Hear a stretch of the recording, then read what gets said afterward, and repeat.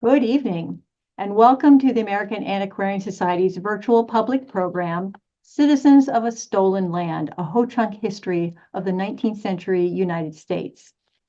We are joining you from the ancestral homelands of the Nipmuc tribal community, who remain an active presence here in central Massachusetts.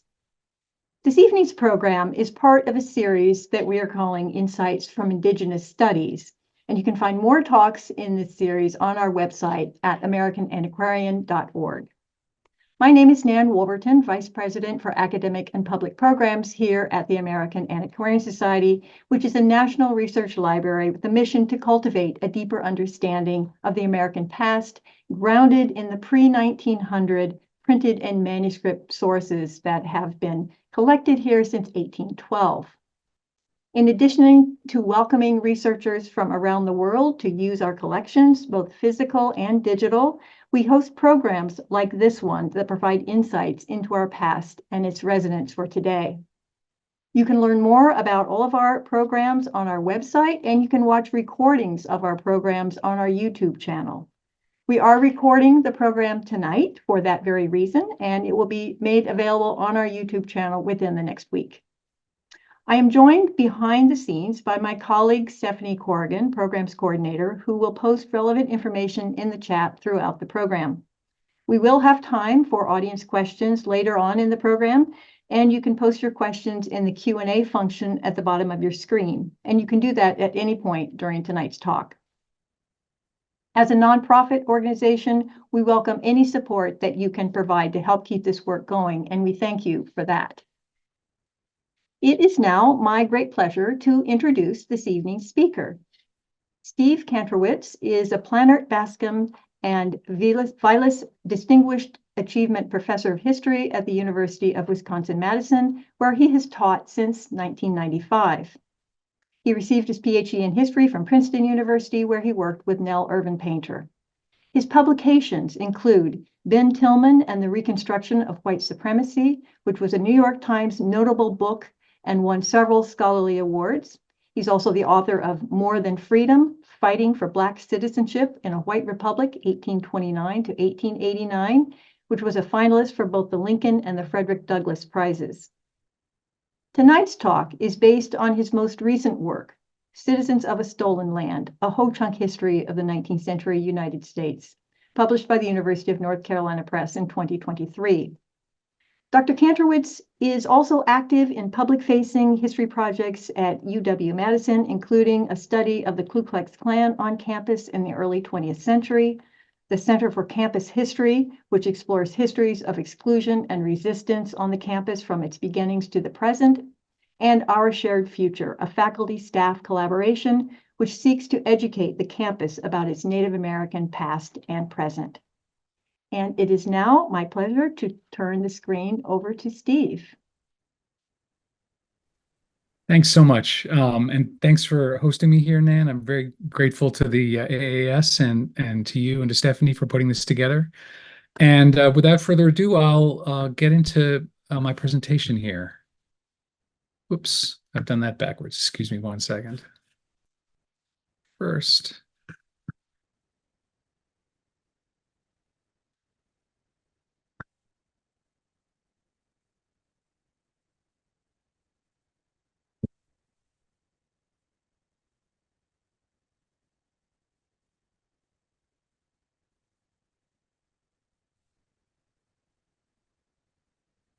Okay.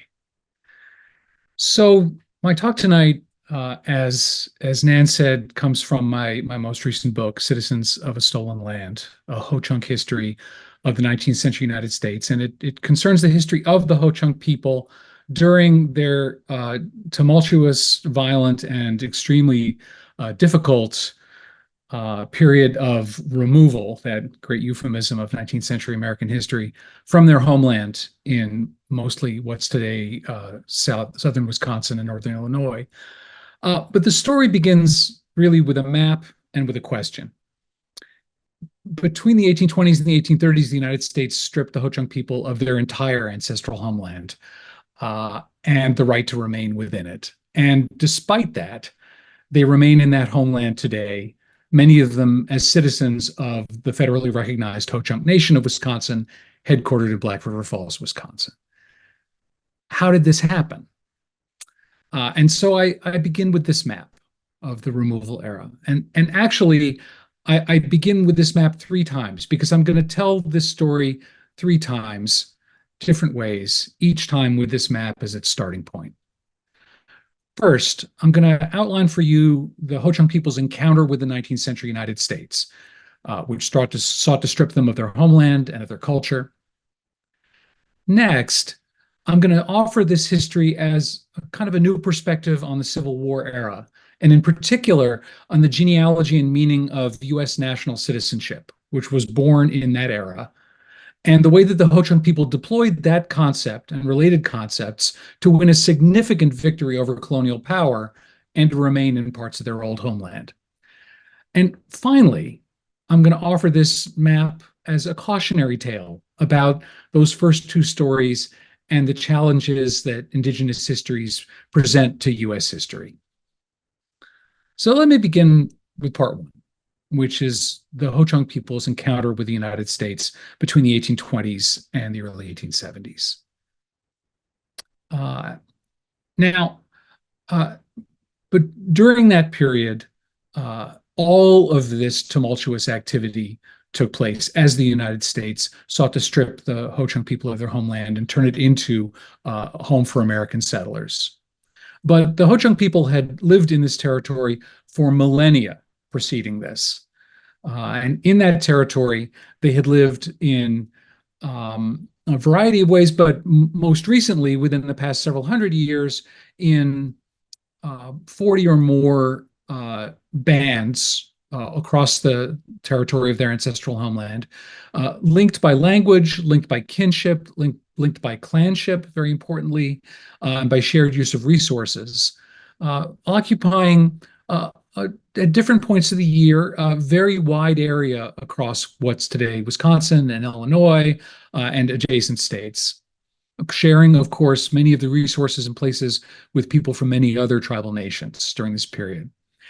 In 1825, the United States insisted that the native nations of this region assemble at Prairie du Chien and agree upon territorial boundaries to distinguish them from one another. And this green area in the center is the area which was formally then recognized by the United States as the territory of the Ho-Chunk people. But nearly as soon as the United States acknowledged this as the Ho-Chunk people's homeland, its settlers, more properly, its squatters, entered the territory in pursuit first of Ho-Chunk lead and then of other resources. These were vigilante gangs who invaded the territory in significant numbers with significant weaponry, sometimes bringing enslaved people with them. They would acquire and claim Ho-Chunk resources, get into struggles with Ho-Chunk people. The struggles turned violent, and they would call for the U.S. military to keep the peace. The military, sooner or later, ended up effectively siding with the squatters over the Ho-Chunk people. In Wisconsin, one of these squatter warlords is very well known, Henry Dodge, but a figure you could find in many other parts of America, a disciple of Andrew Jackson, a figure like Thomas Hart Benton, or other figures whose kind of unbridled desire to conquer native lands and turn them into American spaces for their own enrichment, as well as their own political power, really defined much of the politics of the territory during this period. Beginning in 1828 and 1829, the United States used the military power of these squatters and settlers, and then of the military forces of the U.S. they drew in, to insist on a series of treaties that stripped the Ho-Chunk piece by piece of their ancestral domain. First, the Central Third in a treaty imposed upon them in 1829. And then following the Black Hawk War, the eastern third of the territory, including where I'm now sitting in Dejope, 4 Lakes, or Madison, Wisconsin, became part of the United States. The treaty commissioners were absolutely frank about their intentions and purposes here. In the wake of the Black Hawk War, a large American army was on the ground in the Ho-Chunk homeland, and the treaty commissioners wrote in their journal, "We make this treaty on the blended grounds of conquest and contract." Never mind that the Black Hawk War was not a war against the Ho-Chunk people, simply one that had taken place on their homeland. In 1837, again, the United States forces a treaty upon the Ho-Chunk that strips them of the remainder of that 1825 homeland and contemplates their further exile west of the Mississippi River to a territory called the Neutral Ground. And this begins a 40-year period of forced migration, mostly, and enormous hardship. Every time the Ho-Chunk people are forced to assemble in large numbers and moved across the river or across Minnesota or across the Great Plains, the human costs are devastating. Hundreds, sometimes close to 1,000 people die in the course of these forced migrations. This is, of course, part of a much bigger national story that we have come to call Indian removal. More properly, dispossession, exile, ethnic cleansing, and frequently with certainly the conditions for and often the effect of genocidal destruction of cultures and peoples along the way. This story, of course, is best known as the story of the Cherokee Trail of Tears, but as this map begins to suggest, it is a much, much broader story involving many, many Native nations across the 1820s and 30s and beyond. During this period, the Ho-Chunk people respond to this enforced exile and dispossession in a variety of ways. And I'm going to offer a kind of a multipolar view of this, but focusing on two distinct strategies. A strategy of refusal and return. That is, there are a significant number of Ho-Chunk people, perhaps as many as half of the total tribe at various points, who never leave the homeland or who, when forced from it, immediately return. And they're represented by the figure on the left side of the screen here, Wakanja Heriga, or Roaring Thunder, a figure Americans sometimes call Dandy or the Dandy, who led a band of Ho-Chunk people who never left Wisconsin. And despite being captured, arrested, and interrogated by Americans at a variety of points across his career, Roaring Thunder himself insisted on remaining in his homeland, not leaving it, and finding ways for his people to remain. On the right, another civil leader of the Ho-Chunk, Wakanja Guga, or Coming Thunder, known as Coming Thunder Winishek, who, though he followed his people into an exile diaspora, was a leader among them, so influential that he was recognized by the Americans as a principal chief, for what that was worth, and who pushed constantly back against American efforts to limit Ho-Chunk sovereignty, to limit Ho-Chunk mobility, and was always looking for a better deal within the diaspora than what the Americans were searching for, and had a number of successes, as we'll see. In the mid-1840s, the United States decides that the neutral ground to which the Ho-Chunk have been exiled earlier is only a temporary home, and forces them, really literally a forced march up the Mississippi River Valley to a reservation in central Minnesota at a place called Long Prairie. This is not what the Ho-Chunk want. They resist it. Coming Thunder tries a million strategies to negotiate for land along the way with Dakota relatives of his, to send his people fleeing into the woods, to try all kinds of different strategies to avoid being sent to Long Prairie. But in the end, the Ho-Chunk do end up at Long Prairie for a period of time. They dislike the territory so much, it is so unlike their homeland in its environment, that they begin insisting that they live elsewhere. And they're so successful in not living on the reservation there that the federal government finally gives up and agrees to let them trade the Long Prairie Reservation for another reservation, smaller but much better lands farther south in Minnesota Territory, called Blue Earth, to which they gain title in 1855. But The terms of this deal, by which the Ho-Chunk take up the Blue Earth Reservation in treaties of 1855, and then an even more serious treaty in 1859, are that they must embrace elements of the policy that Americans call civilization. Civilization is a way that Americans used to describe their particular toolkit of cultural and material forms and expressions: housing, gender relations, family formation, houses, forms of agriculture, etc. You can see it here in the Great Seal of the Territory of Wisconsin, with civilization replacing barbarism as literally the logo of the Territory of Wisconsin, 1836, even before Ho-Chunk and other people had been pressed out of the state. And here in a painting from a slightly earlier era representing Benjamin Hawkins, George Washington's agent and subsequent president's agent to the southeastern tribes, to again try and impose or cajole them towards policies of civilization.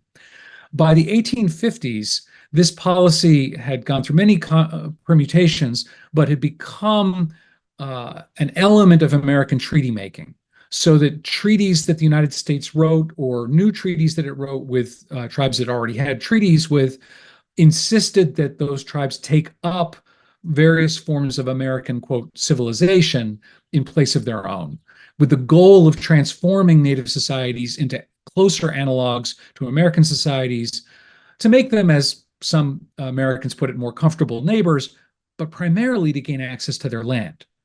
Because by moving Native people from their traditional forms of agriculture and other subsistence practices, which were not generally, did not generally make intensive use of land, but used land more extensively. By moving them from that into fixed settlement and intensive agriculture and other kinds of farming, the idea was that it would make most of their territory available for American settlers. And that is very precisely what the second treaty at Blue Earth, the Treaty of 1859, insists upon.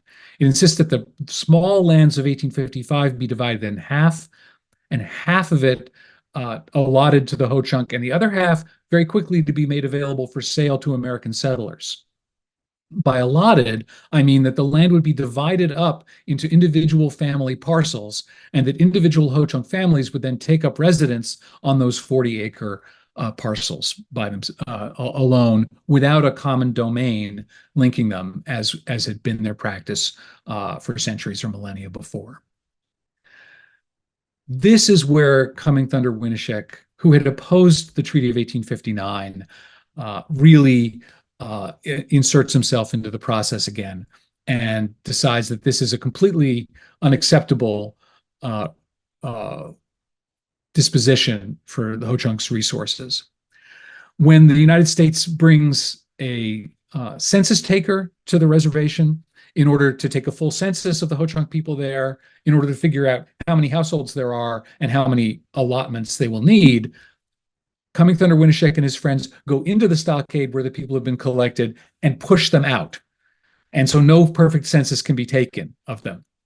When the surveyor comes, when the United States sends a surveyor to the reservation to survey the acres in preparation for their allotment, according to that imperfect census, Coming Thunder Winishek pulls up the survey stakes, threatens the surveyor with him, saying if he doesn't get off the land now, he'll stick him with it. This is successful enough that neither the census nor the survey are completed when the Civil War breaks out in 1861. And this really slows down many aspects of American Indian policy in the West. And for a minute, it looks like this delaying action may have actually been successful. Only a handful of Ho-Chunk people have taken up allotments by this time. And Coming Thunder Winishek and his allies have reason to believe that they've slowed down or perhaps even halted the process, and they'll wait and see how the Civil War plays out. As it turns out, the Civil War plays out in their exact region of Minnesota in a very different way than they could have imagined, because of the fate of their neighbors, the Dakota, who had been forced from their domain, which had included virtually all of southern Minnesota, onto a tiny reservation by the late 1850s, on which they had starved and suffered. And in 1862, with the United States busy at war with the Confederacy, some Dakota fighters decided to make war on the United States, drawing the eastern bands of the Dakota into war with the United States, the U.S.-Dakota War of 1862. For a period in the summer of 1862, Dakota fighters with fire and bloodshed drive American settlers virtually out of southern Minnesota. They clear the territory, more or less, of American settlement. But very soon, the United States returns in force and suppresses the Dakota uprising, wins the Dakota War, and imprisons thousands of Dakota people, Dakota fighters in prison camps, and Dakota civilians in internment camps at Fort Snelling. They sentence in drumhead trials, sometimes some of them as little as 5 or 10 minutes long, sentence well over 300 Dakota fighters to die. When the sentences are reviewed by the president, as he's meant to do, Lincoln commutes all but 39 of the sentences. But on December 26, 1862, United States executes 38 Dakota men from a mass gallows in the center of the city of Mankato, Minnesota, still the largest mass execution in American history. The Ho-Chunk had played very little role in the U.S.-Dakota War. They had tried to stay as far out of it as they could, though a handful of their fighters had taken part in it. And many more Ho-Chunk had tried to keep the peace or to protect civilians from harm. Nonetheless, Minnesota settlers who had their eyes on the Blue Earth Reservation for many years now see this as their opportunity to take advantage of the anti-Indian hysteria among white settlers on the Minnesota frontier and demand the expulsion of the Ho-Chunk as well as the Dakota from Minnesota. And this is what happens. In the spring of 1863, a federal law passed by Congress, signed by President Lincoln, calls for the deportation, the expulsion, the banishment of the Ho-Chunk from Blue Earth, which had been promised to them in perpetuity in the treaties, to a barren camp out in the Western Plains, along with the Dakota, at Crow Creek. This is such a painful forced migration. So many people die. So many people are injured in other ways. And Crow Creek itself is a barren and inhospitable domain. The Ho-Chunk reject that exile, begin carving dugout canoes from trees on the Missouri riverbank, and send scouts south, whom they quickly follow to take up residence among their friends and kinsmen among the Omaha, in what becomes the Nebraska Territory. And in 1865, the federal government ratifies that flight by allowing the Ho-Chunk to trade the title forced upon them at Crow Creek for new title to lands next to the Omahas along the Missouri River in the Nebraska Territory. Today, thousands of Ho-Chunk people remain there as the Winnebago tribe of Nebraska, one of the two federally recognized nations that are culturally Ho-Chunk. But there's another part to this story.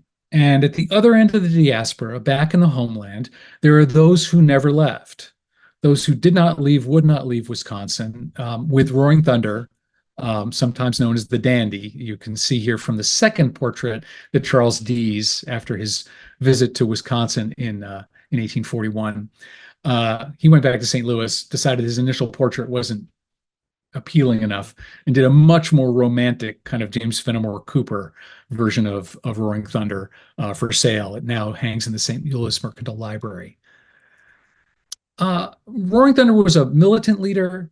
He was a creative and improvisational leader. He also understood that the Ho-Chunk were not going to remain in Wisconsin by mounting military challenges to American settlement. They were not going to remain in Wisconsin by mounting any kind of formal challenge to American settlement. Instead, they were going to have to figure out how to work and live in and around, at the margins of, or in the interstices of the growing American settler grid of township and range.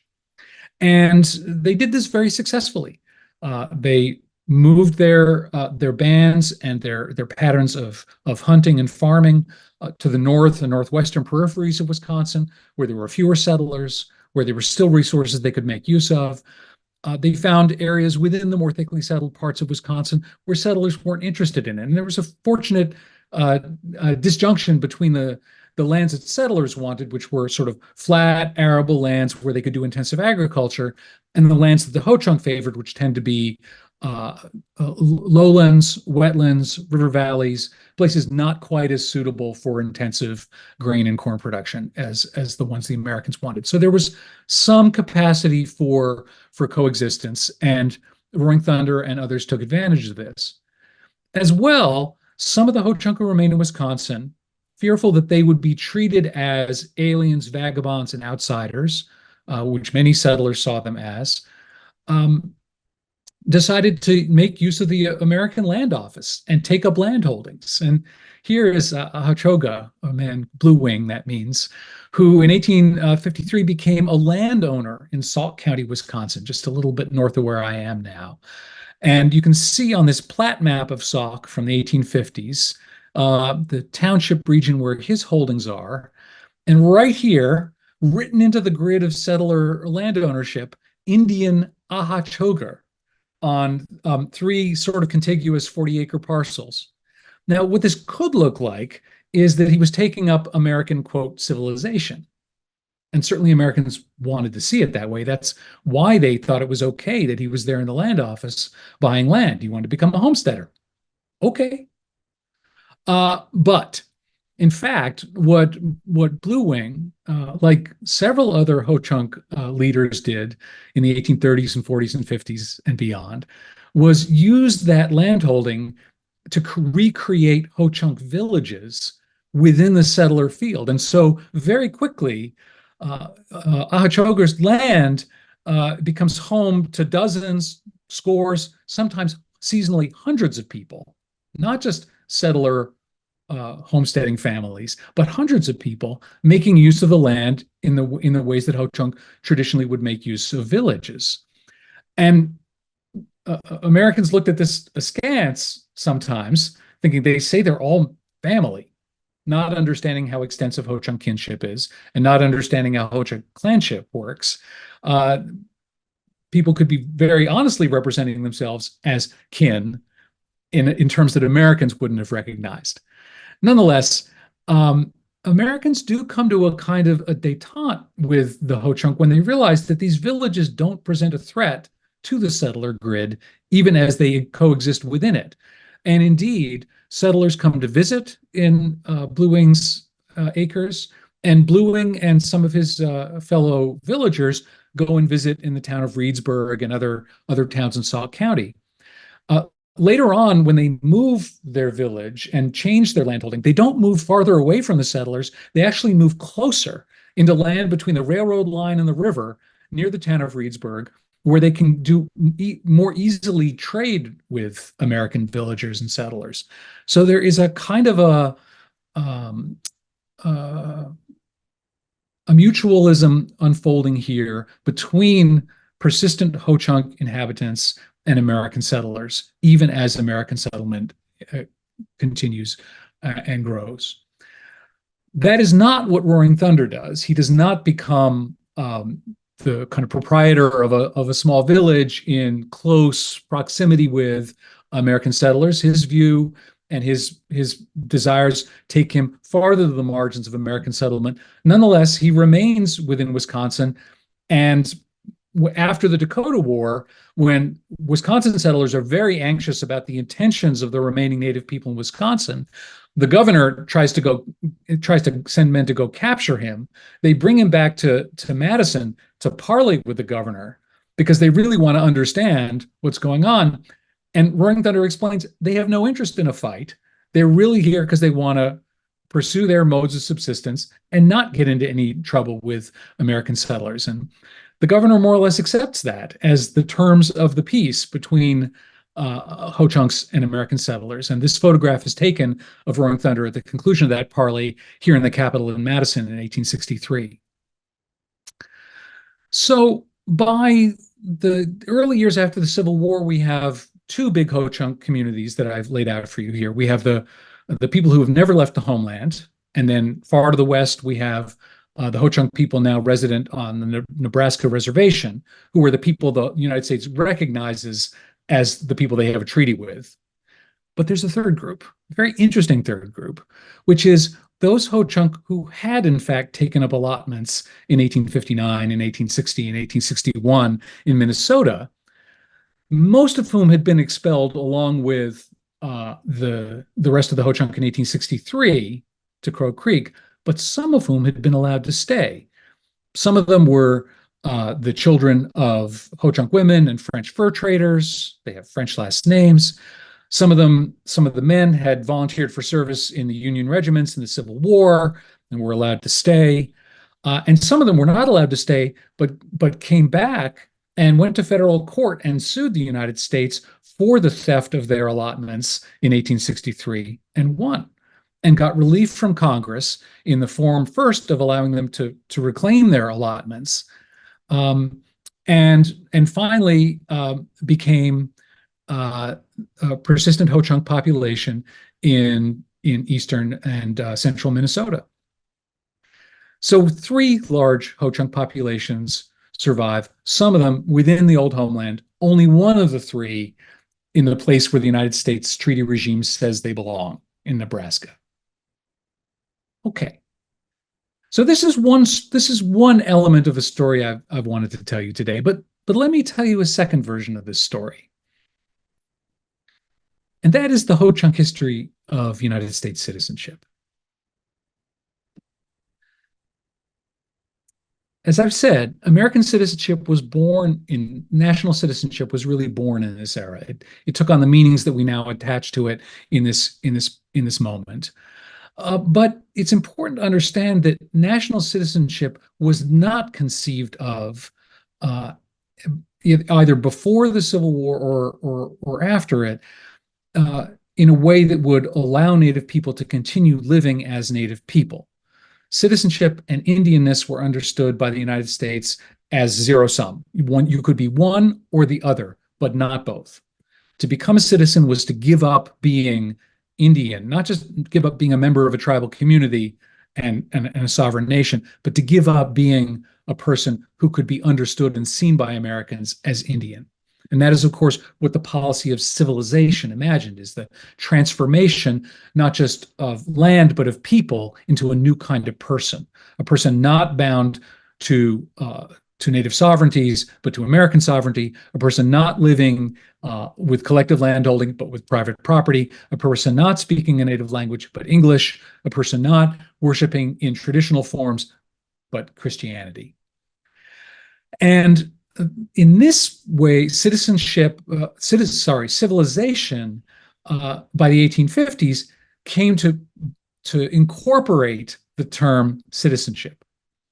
So the policies that I described entering into the treaties that the United States began writing in the 1850s, the policies of enforcing allotment upon Native people and destroying their communal landholdings and destroying their political sovereignty, these treaties very often, though not always, also called the end result of that process citizenship.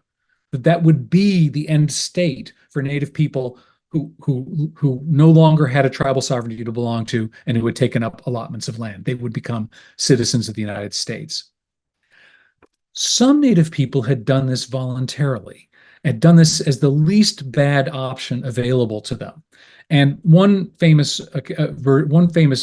instance of this is the Stockbridge people, Stockbridge, Munsee Band, and Mohican Indians, who long migrations from what's now the Berkshires of Massachusetts through New York State, finally to Wisconsin in the 1820s, had adopted elements of the American cultural toolkit while remaining sovereign and self-consciously an independent people. But the Stockbridge people watched American settlers encroaching on their new lands in Wisconsin in the 1820s and 30s and 40s and thought, if we don't do something, we're going to be swept away like all the other tribes around us. And so, like their neighbors, the Brothertown, the Stockbridge took up American citizenship by act of Congress and became citizens of the United States and allotted their lands, took allotment of their lands as private property. This is actually this shows up in the Constitution of Wisconsin in 1848, which acknowledges that there are Native people who have been citizens of the United States, as well as other, quote, civilized Native people like John Quinney of the Stockbridge, who clearly meet the bar for American, quote, civilization, and therefore meet the standards that Wisconsin has set for suffrage and citizenship. But allotment on these terms and citizenship on these terms turns out to be a pretty bad deal. The Stockbridge had gone into this somewhat divided over whether it was a good idea or not. By the time they've had a couple of years of experience with holding lands as private property and watched how settlers make use of the courts and make use of the tax system and make use of all kinds of other inducements and enticements to strip the land away from them, they say, this was no good. We should never have done this. And they get it, and they try to get it reversed. In 1846, they managed actually to get their act of citizenship reversed, and they restore themselves as a federally recognized tribal nation. That is why the Constitution of Wisconsin says persons of Indian blood who shall once have been declared citizens, because it wants to keep people who had ever been citizens of the United States citizens of Wisconsin, so they remain subject to Wisconsin law. So any outstanding real estate claims against them they can still be brought to court with, which you can't do when Indians under a tribal government. Their neighbors, the brother town, also try to get their active citizenship reversed, but they're not so lucky. They're not able to persuade the federal government to do that. And to this day, they continue a struggle to get the federal government to recognize them as a sovereign Indian nation. So citizenship is a double-edged sword for Native people. On the one hand, taking up citizenship and allotment could mean that nobody can take your land and nobody can say you don't belong here. You just need to be removed from this. On the other hand, it leads very quickly to massive land loss and is therefore frequently not a good idea for the durability of Native communities, and certainly not for their sovereignty. This takes on a new set of meanings in the aftermath of the Civil War, when the United States decides that it needs a robust and clear definition of what national citizenship is. And it does this first in the Civil Rights Act of 1866, and then most famously in the 14th Amendment, in the first clause of the 14th Amendment, which says that all persons born or naturalized in the United States and subject to the jurisdiction thereof are citizens of the United States and of the state wherein they reside. This is part of the revolutionary remaking of the Constitution in Reconstruction, something I've written a lot about in other contexts. But this is not aimed at Native Americans. Native Americans are almost an afterthought in the drafting of this part of the 14th Amendment. Instead, this is aimed at resolving the question of the status and citizenship of African Americans, whom Southern states have denied a set basic rights to, and many Northern states have as well, but in the context of Reconstruction, need to be brought within what Abraham Lincoln at the end of his life called the family of freedom. Native people do not so clearly meet those criteria. The establishment of national citizenship for African Americans is partly an idealistic project, as this drawing by Thomas Nast in 1869 suggests. It's also a political project because it's about ensuring that there is a majority in the South that is loyal to the United States, which most white Southerners were not presumed to be in 1866 and 7 and 8, having served the Confederacy, of course. Now, this is a very idealistic view of Reconstruction, drawn by the cartoonist Thomas Nast, right between the ratification of the 14th Amendment in 1868 and the ratification of the 15th Amendment, forbidding discrimination on the basis of race and voting rights in 1870s. This is 1869, this cartoon. And all kinds of different people are represented here as belonging within the American family, around a round table, men and women, different nationalities, different races, and quite noticeably, a Chinese family and an African American family on either side of Uncle Sam's wife. Really clearly trying to break down some of the hierarchies attached to race and other kinds of difference. Nast knew he was trying to include everyone, and so he tried to include everyone with this result. This guy, muddily rendered in the background, not quite fitting, a feather on his head, what appears to be a peace medal around his neck. So, unlike the Native people who the 14th Amendment might grudgingly consider to be citizens, those who are subject to the jurisdiction of the United States, this man sort of seems like he might still be under tribal government. So he's not subject to the jurisdiction of the United States. And so he's not a citizen of the United States under the 14th Amendment. Nonetheless, Nast trying to find a place for him here represents the kind of awkwardness and the awkward fit of Native societies with this new regime of liberal constitution making that the 14th Amendment best represents. Nonetheless, the idealism in this image and the idea that Native people are entitled to certain kinds of rights on some basis, under some circumstances, comes back to help the Ho-Chunk in Minnesota, who have been pressing their case for reparations for the land stolen from them in 1863.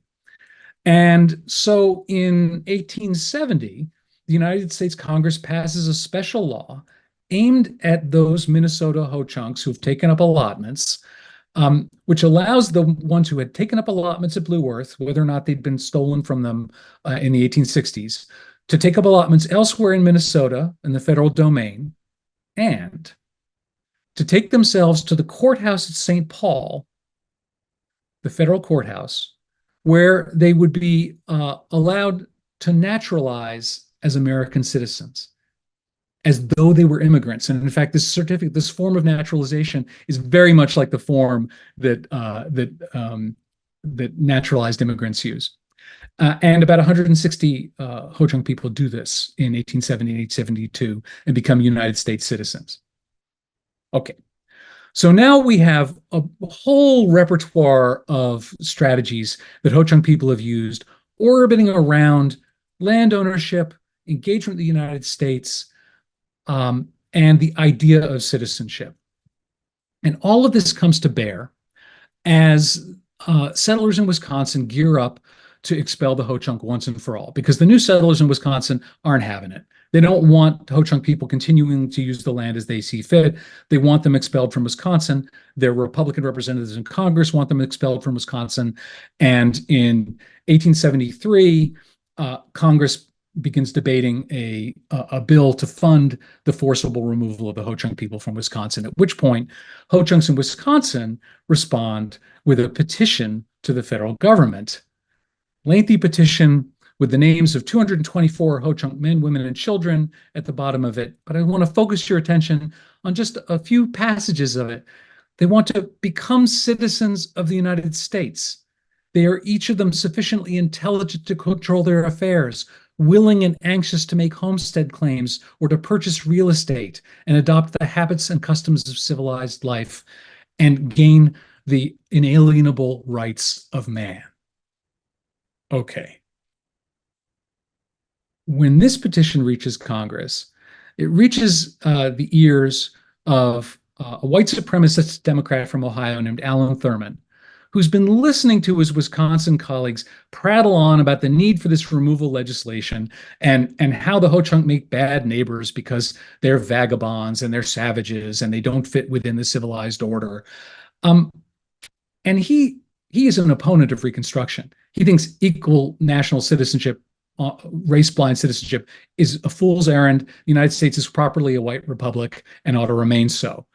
But he can't stand the hypocrisy of Wisconsin Republicans who are enforcing Reconstruction in the South, refusing to accept these uncomfortable neighbors in their home state. And he embarrasses the Republicans so much on that basis that they agree to a ridiculous stipulation in the removal legislation, which is that they will not use force to remove the Ho-Chunk from Wisconsin. Now, As it happens, in the winter of 1873-4, they do. They use force to remove the Ho-Chunk from Wisconsin. There's a huge human cost to it. They, send people in boxcars in the middle of winter across to Nebraska, and hundreds of people die. It's a terrible, terrible experience. But it also provokes a backlash in Congress and a backlash in Wisconsin. And when the officials in Nebraska, on the Nebraska reservation, say, we want to keep them here, but according to the federal law that you all signed, we don't have the authorization to use force, they throw up their hands. The federal government gives up and allows the Ho-Chunk to return to Wisconsin.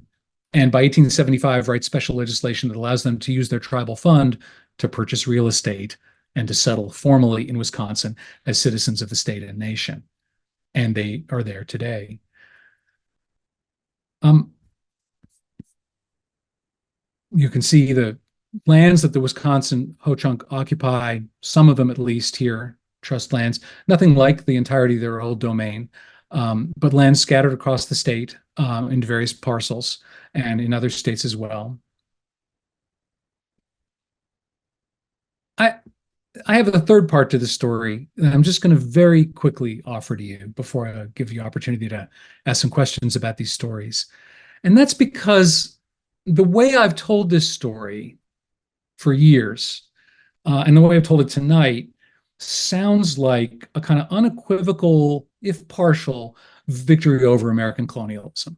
Here are people who figured out strategies, figured out languages, figured out ways to evade and avoid and overturn the American policy of expelling them from their homeland. And that really does sound like a victory. And in many ways it is. But part of the problem with that story is the way that I've framed it. Ho-Chunk history is very long, of course. It's thousands and thousands of years old. It goes back at least to the last ice age and probably quite a lot before then. And this 50-year period is a tiny, tiny, although important, episode in it. But Ho-Chunk history also continues after this moment. And when I presented this map to a class that contained a very large number of Ho-Chunk tribal members, not so many years ago, 3 or 4 years ago, I asked them to think about this map, and they resisted. And I could not understand why, because I didn't understand. And finally, after long silence in the classroom, a very uncomfortable silence for a teacher, especially in a classroom that was unfamiliar to me, one where the power was distributed differently than I was accustomed to. One of the Ho-Chunk members of the class said, I don't want to talk about that map. I want to talk about a different map. I want to talk about the map of the places they told us never to go and the reasons they told us why. And that hung in the air. That was an awesome and terrifying thing to hear. And as I was trying to formulate a response, the woman next to her said, I want to talk about the map of the places they told us to run and hide when they come for us again. And it took me a while. I will confess it took me years actually to fully understand what they were telling me, although we talked about it endlessly. But I think what they were telling me, among other things, was the history of our struggle here did not stop in 1875. We have continued to be treated as strangers and aliens and a danger in our old homeland. This word citizenship, this right to remain here, notwithstanding. Citizenship insulated us from some features of American colonial power, but it didn't solve the problem. And the lesson that I've taken from this is a kind of chastening lesson compared to the histories of citizenship that I'm accustomed to thinking about, Southern history, from the history of anti-slavery, the history of Black abolitionism. And that is, citizenship is sometimes coercive, is sometimes limited, and sometimes is just a lie. And the status of Native people in Wisconsin has remained precarious despite their formal citizenship.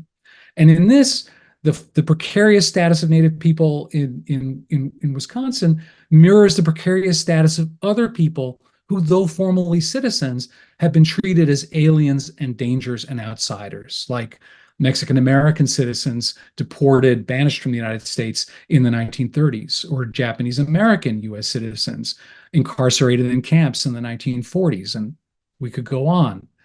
Um, but where I want to finish is not with that chastening account, but with a reminder that despite these struggles, and in part because of these struggles, the Ho-Chunk people are still here in Wisconsin and elsewhere. This is Sharice Davids, U.S. representative from Kansas, here at powwows, here in community centers, and here on campus at the University of Wisconsin-Madison, where this banner representing a Ho-Chunk vision of the Four Lakes, made by our student Molly Paulette, PhD candidate in anthropology, hangs over our central administrative building during commencement.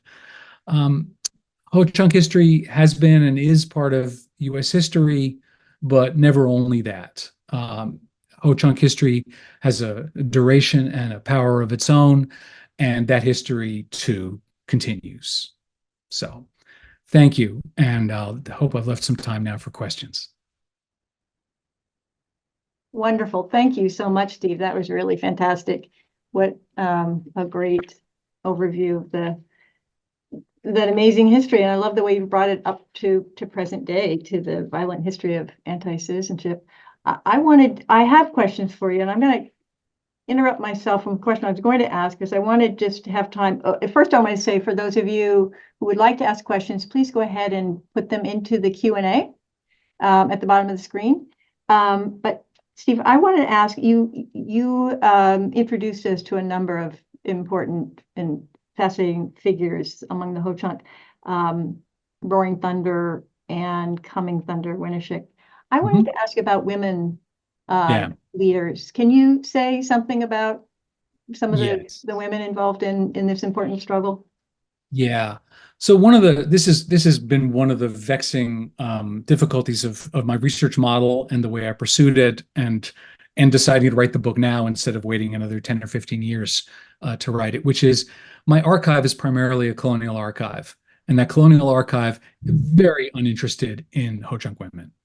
And so I can find them at the margins, and I can find them in the newspapers, and I can find them here and there. But finding the kinds of narrative threads that I can tell about some of these well-known men, I just have not been able to do. I've worked hard to reconstruct the lives of a handful of people, a woman who goes by the American name Mary Crane, Otokawinga, who I left out of this presentation, maybe tellingly, for reasons of time, but who is a kind of constant figure in the Ho-Chunk world and leads bands of people back from Nebraska to Wisconsin in the 1870s and 80s. Earlier in the century, one of the important resistant leaders of the Wisconsin Ho-Chunk has a wife who is so effective at thwarting American ambitions that they end up calling her Troublesome Woman.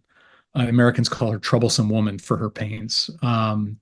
It's again, the double-edged sword, but she's noticed in the colonial sources, which mostly women are not. So this is a conversation I've had with some of my Ho-Chunk collaborators, and many of whom are women, including Molly here in the image, who designed that banner. And they understand the problem I have with the archive, and they're determined to do a better Ho-Chunk history that places women actually at the center and not just tries to fold them into a story that's written around the experiences of men. Great, thank you. And you alluded to this to some degree in especially your remarks toward the end. That I know in my intro I mentioned the books that you've written previously. Can you just say, and again, you've talked about the connection there certainly is to citizenship, but I wonder if you could talk a little bit about how you came to this project, to this topic.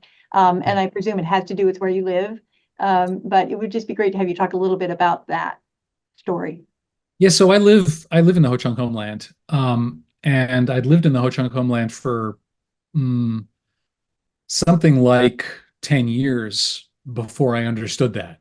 And I was in my backyard about 12 feet from where I'm sitting right now, and my then colleague Ned Blackhawk, now at Yale, just happened to say, well, this whole neighborhood's built on effigy mounds. What? And I started pulling at that thread, and, and that thread turned to this 10 years later, turned into this book.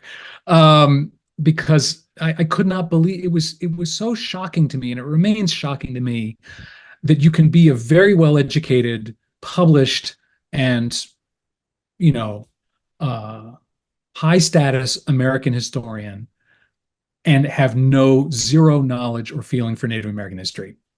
That's an indictment of the profession. I'm sorry. Like, I take it on. I'm not, and it was me until pretty recently. But we got to do better. And I think one thing that's helpful for thinking about that is something that Nick Estes, the Dakota historian, has said, which is, don't think of Native American history as this like adjunct of American history. Think about the timescales and think of U.S. history as a kind of late spur of Native American history. That's a very helpful way of reframing the continent and the time scale and making sense of how it is that these societies have endured for much longer than the United States and may well endure for much longer than the United States. So I came to that way. The citizenship part was because I kept finding terms like citizens and citizens clothing and that petition that I alluded to at the end. That was a great mystery to me, how they had come to that conclusion and what they were doing there. And that's another thread I started pulling at, and it led me back to my previous work and led me to reconsider many unstated or unexamined assumptions I had about citizenship and its meaning and its power. And I now think of it as most of the ways that historians use that word is outside of immigration history and legal history and a few other fields as a slogan, really, not as an analysis. Right. Thank you.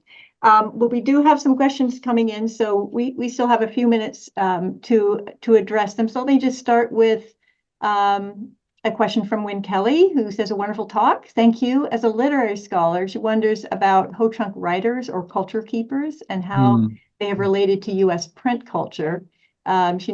This question raises a lot of problems, but are there literary texts that she might look into?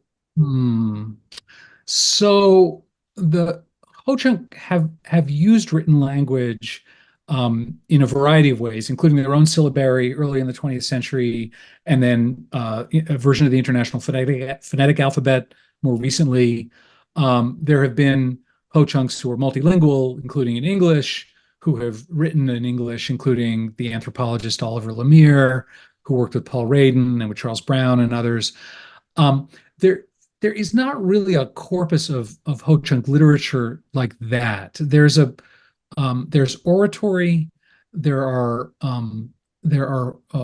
folk tales and that kind of literature, but not like some of the I know that there is of course Native American literature in a variety of languages from a variety of tribes, but not what you're looking for, I'm afraid, in Ho-Chunk. Okay, thank you. We have a question here from Frances, who actually put it into the chat. So I'm going to go ahead and read it so that she doesn't have to move it over, which you may not have time to do. So it's when you talked about your students wanting to discuss different maps, thought you were going to discuss methodology, as in what the students were saying was we have our own ways of imagining or mapping the world, and we want to talk about that. But that wasn't where the conversation went. But is this something that you can talk about? That is the extent to which you consider history methodology as a colonizing practice. Yeah, okay, that's the small version and the big version there all at once. So yes, it is always wonderful to be confronted with a different way of organizing and thinking about space. And there are some Ho-Chunk maps that from the 19th century that do represent different ways of understanding the landscape. That's not surprising. The question of whether history is a colonizing methodology, I mean, I think in its bones, yeah, it's about history's a part of national projects and imperial projects. History's rooted in settler archives. The Wisconsin Historical Society is this giant marble pile. established, as an institution before the state was established. So history has been a way of making ourselves real on the continent. So yeah, it's a colonizing practice in all kinds of ways. My experience, though, in talking and working with Ho-Chunk people is like, they don't dispute the value of historical research. Many of them are not as interested in it as I am, but they're glad to have versions of this work available as what they would call benchmarks, ways of laying some things out so they don't have to keep doing it over and over again, for people who need Ho-Chunk 101, which is most of the state, probably most of the country. So my experience of this is that Ho-Chunk people who are culture keepers, who are culture workers, take a very pragmatic attitude, and not a definitive anti-colonial position about history, but rather a pragmatic one about the value and the limits of our kind of archival knowledge. Great. Thank you. And Francis, thanks you. Professional historians, I just wanted to see how you would address that. So good. Thank you. Thank you for a fantastic talk. And just in a very, very briefly, can you tell us what you're going to be working on next? Or you feel comfortable doing that? Am I ready to tell you about that? Maybe not. Let me just raise the question. I'm interested in what it means that that Native and non-Native people's perspectives on Abraham Lincoln are so dramatically different. I'll leave it at that. That's great. I was going to ask you in my list of questions for you to say more about Abraham Lincoln, so that's great. I urge you to get a copy of the book. There should be information about how to do that in the chat, the link to the press. It's a great book. I have started it. I will confess I haven't finished, but I absolutely can't wait to finish it. Really an enjoyable read. Thank you so much, Steve. And I want to and I thank all of you for joining us this evening. I want to say just a couple of words about some upcoming programs you might want to know about. I hope to join us next Thursday at 2 p.m. on May 30th for a virtual talk in our book history series, Bookstores, Collectors, and the Rare Book Trade in Historical Perspective, with Kristen Doyle Highland, Danielle Magason, Laura Cleaver, and Kate Osment. And on June 5th, join us for our next hybrid program at 7 p.m. For a program featuring the new book by Jonathan Schroeder, No Longer Yours, The Lives of John Swanson Jacobs. And he will be here on site in conversation with Manisha Sinha about his work. And that will also be live streamed. Thank you again for joining us. And thank you, Steve, for such a terrific talk. Thanks for having me. Enjoyed it. Good evening, everyone.